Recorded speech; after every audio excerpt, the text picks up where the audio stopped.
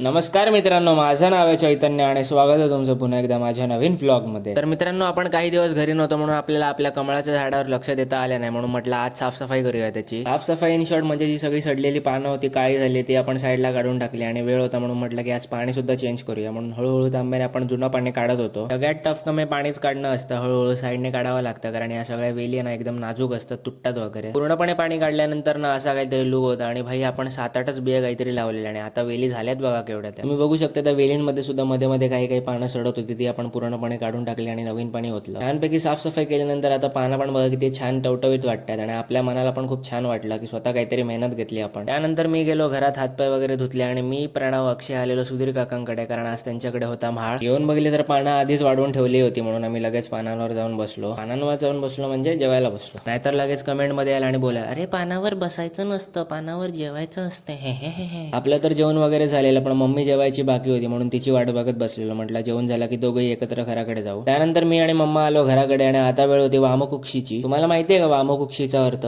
जर माहिती असेल तर कमेंट सेक्शन मध्ये कळवा. घराकडे जाऊन बघितलं तर मम्मीचं काहीतरी पार्सल आलेलं, ते आम्ही उघडत होतो आणि मम्मी एकदम सिस्टमॅटिकली ओपन करत होती, म्हणजे साईडची चिकटपट्टी अशी हळू काढायची. आणि या मम्मी लोकांचं मला कळत नाही, हा बॉक्स सुद्धा असा एकदम अलगद काढायचा, म्हणजे तो डॅमेज झाला पाहिजे नाही, आतलं प्लॅस्टिक सुद्धा फाटला नाही पाहिजे. अरे काय करायचं ते प्लॅस्टिक. मम्मीकडून ते पार्सल घेतलं आणि साठ करून तो बॉक्स पाडला. पण एका साईडने भीती सुद्धा वाटत होती की प्रोडक्ट डॅमेज झालं तर मम्मी मला साठ करून वाजवायची. पार्सल उघडून बघितलं तर साईडने दिसत होतं काहीतरी चॉपिंग बोर्ड असं लिहिलं आणि स्टीलचं होतं. मग बाहेर काढून बघितलं तर मस्त एकदम चकचकीत दिसत होतं आणि साईडला काय अँगल होतं तो मला कळत नव्हता आधी काय. नंतर मम्मा बोलले की ओट्यावर तो असा ठेवायचा असतो आणि त्यावर असं काट काट काट काट काट करून कापायचं. जर माझं अनबॉक्सिंग आवडलं असेल तर व्हिडिओला नक्की लाईक करा, शेअर करा आणि सबस्क्राईब करायला विसरू नका. थँक्यू.